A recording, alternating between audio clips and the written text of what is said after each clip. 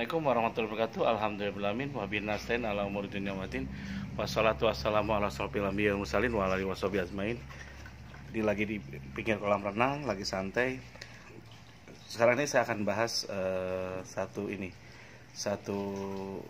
apa? Bukan satu masalah ya. Satu sisi rona usaha itu. Jadi intinya gini, kemarin saya kedatangan sahabat saya Pak Umar ini. Jadi bagi Anda yang usaha ya, apalagi usahanya yang bergerak di bidang-bidang seperti apa ya.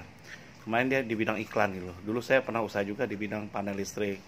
Terus saya buat panel listrik itu rangka baja. Dan itu kadang tergantung pada pasar gitu, pada apa? Pada project gitu loh. Jadi saya ngerjain beberapa project gitu. Rangka baja yang saya dulu gila kerjakan itu. Kadang saya nggak pikir panjang. Contoh GWK itu konstruksi patung yang pertama, kedua itu saya yang kerjain. Yang terakhir ini bukan saya yang kerjain. Sekarang gede ya. Dulu itu udah gede loh. Dulu waktu belum apa-apa. Jadi saya kadang nekat ngerjakan itu. Orang nggak mampu saya akan lakukan itu. Dari situ saya belajar berbagai masalah. Terus dulu saya ngerjain proyeknya hardrock juga. Jadi hardrock itu saya kerjain untuk stainlessnya segala macam-macam. Makanya dulu saya punya plasma cutting. Dulu orang nggak ada yang punya satupun dulu. Karena motong stainless steel ketebalan berapa senti ya? 1 sampai 2 senti loh. Jadi orang nggak kenal saya beli duluan. Jadi saya dulu kadang-kadang beli alat yang kadang-kadang mesin yang kadang-kadang orang belum punya gitu. Di situ saya dapat keuntungan luar biasa. Contoh plasma cutting saya hitung per senti loh. Jadi bengkel di Jakarta juga masih sedikit yang punya. Dulu saya udah punya 20 tahun yang lalu bro. Sekarang udah banyak.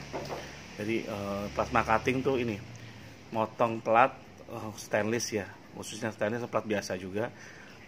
Dikasih pakai angin, tekanan angin besar, pakai listrik gitu. Jadi dia ada ininya. Jadi tekanan besar anginnya. Dan itu motong cepat sekali. Biasanya kan kalau stainless susah dipotong pakai api biasa, harus dengan plasma cutting gitu. Nah, itu saya buat itu dan saya untungnya luar biasa. Jadi beli mesin itu ya, itu udah kebeli langsung jadinya. Jadi hanya dengan satu kontrak itu saya bisa miliki mesin, saya bisa dapat untung besar gitu. Karena orang lain nggak ngerti, saya ngerti duluan. Jadi kadang-kadang Anda ini harus ngerti duluan sebelum orang lain tahu tentang sesuatu itu loh. Makanya dibutuhkan orang yang kreatif, yang jeli gitu. Dulu panel listrik ya, dulu orang belum menggunakan powder coating, saya gunakan duluan powder coating. Makanya saya bisa kenal Pak Juhal, plasma cutting Pak Juhal tuh dulu Menristek ya di bekas direkturnya PLN gitu, macam-macam. Terus karena saya duluan gitu. Jadi kadang-kadang kita perlu ngerti hal-hal terbaru dari teknologi itu. Kalau kita bergerak di bidang teknologi, kalau Anda sekarang di IT ya Anda harus duluan gitu. Di medsos ya duluan gitu. Dari situ jadi orang lain belum tahu, kita tahu duluan dan kita investasi di situ. Terus hal-hal lainnya adalah kita susah merencanakan masa depan kita gitu. Bagaimana kita pas umur tertentu udah agak tua ini kita masih bisa produktif gitu.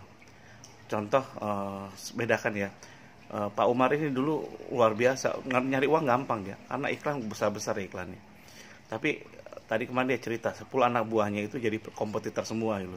Dan sekarang dia bersaing dengan anak buahnya, kelengar dia. Karena yang dibutuhkan kalau jadi satu ya, dia tempatnya di dalam gitu, ngontrak lagi. Ngontrak memang lama, tapi 5 tahun lagi habis gitu. Setelah ngontrak dia nggak bisa beli lagi, nggak bisa ngontrak lagi karena pasti tinggi naik sekali. Saya pengalaman dulu ngontrak luar biasa dan ngontrak tempat 5 tahun per 5 tahun ternyata salah. Ternyata orang-orang mengontrak per 25 tahun gitu. Kalau 25 tahun, 30 tahun malah menguntungkan. Tapi kalau hanya 5 tahun tuh rugi. Pas saya perpanjang, mintanya gak kira-kira gitu loh. Nyewa tadinya per tahun 30 juta, tiba-tiba minta 300 juta itu. 100% berkali-kali lipat gitu. Akhirnya saya gak mampu lagi gitu.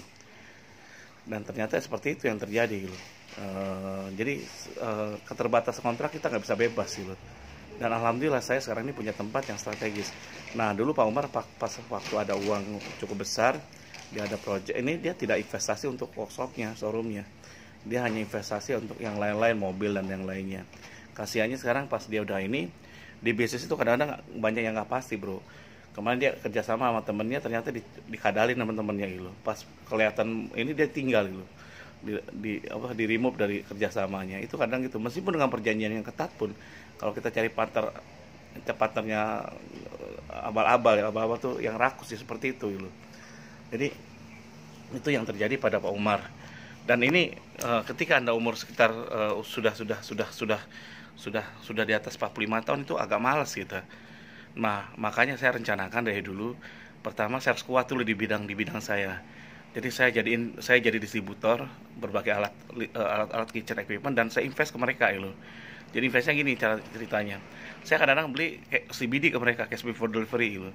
Dan kadang terus saya stok beberapa bagian kitchennya. Jadi yang menguntungkan aja, yang kira-kira pas moving baru saya mau stok gitu. Sisanya saya sekarang ini tinggal mengembangkan kekuatan stok saya gitu. Terus yang kedua, saya udah jadi distributor berbagai alat ini, dan saya punya reputasi bagus di mereka, nggak pernah minjem loh ya. Jadi saya tidak ngutang, saya beli barangnya, saya cash to cash gitu. Terus yang kedua, saya alhamdulillah saya bisa beli tempat dulu. Pertama showroom saya strategis di bypass Ngurah Rai nomor 17 ya, jadi pinggir jalan dulu.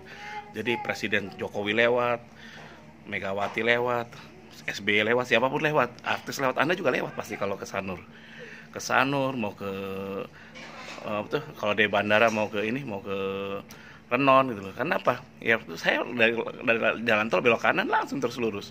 Anda ke Ubud kemana pasti lewat tempat saya. Lewat doang, bro. Tapi di situ kan orang tuh owner segala macam mungkin lihat tuh, ini saya tinggal pelang aja, kasih pelang yang bagus, dia datang ke tempat saya. Nah, saya double gitu loh. Saya kasih musik gitu di depannya. Pada saat macet dia musik, pasti dia ngelirik ke tempat saya. Nah, ada alat kitchen banyak. Udah, dan saya buat tiap kitchen tuh berubah terus penampilan di showroom itu, sehingga orang menarik gitu. Jadi itu. Nah, Pak Umar tidak lakukan itu, dia masih terlena dengan kontrak di tempat, kontrak. Akhirnya pas sekarang ini persaingan udah ketat, terus karyawan saya juga investasi pada SDM karyawan saya gitu. Supaya dia loyal dengan saya. Saya sekarang ini berbagi dengan dia. Kalau saya pernah keluar negeri, mereka harus keluar negeri gitu. Jadi jalan-jalan kita di luar negeri. Terus yang kedua, kalau saya punya rumah, dia harus punya rumah gitu. Nah, alhamdulillah dibeliin tanah. Insya Allah tahun depan kita beliin rumah, buatin rumahnya. Jadi itu yang terjadi. Jadi sekarang di antara teman saya nyari kerjaan habis-habisan, saya udah santai gitu. Jadi saya di rumah aja. Kadang-kadang saya kerja tidak terlalu, kalau pas saya masuk pit stop, perusahaan tetap jalan karena mereka jalankan gitu. Terus saya juga berusaha berbagi kalau ada keuntungan di ini, berbagi langsung tidak ditunda-tunda itu. Jadi saya langsung semua. Jadi itu yang terjadi. Terus alhamdulillah saya punya beli workshop lagi, showroom di samping saya. Ada tanah kosong, saya showroom saya bagi ini. Terus saya investasi mesin juga, mesin terbaru juga, mesin hidrolik kemarin beli baru. Untuk mesin potong, tinggal laser cutting aja saya belum punya. Terus kedua, permajaan mesin tekuk gitu. Saya beli tekuk lagi nanti mungkin, insya Allah. Dengan itu nanti kualitas bisa lebih bagus. Demikian deh saya langkah-langkah trik jika kita mau survive terus di bisnisnya. Wassalamualaikum warahmatullahi wabarakatuh.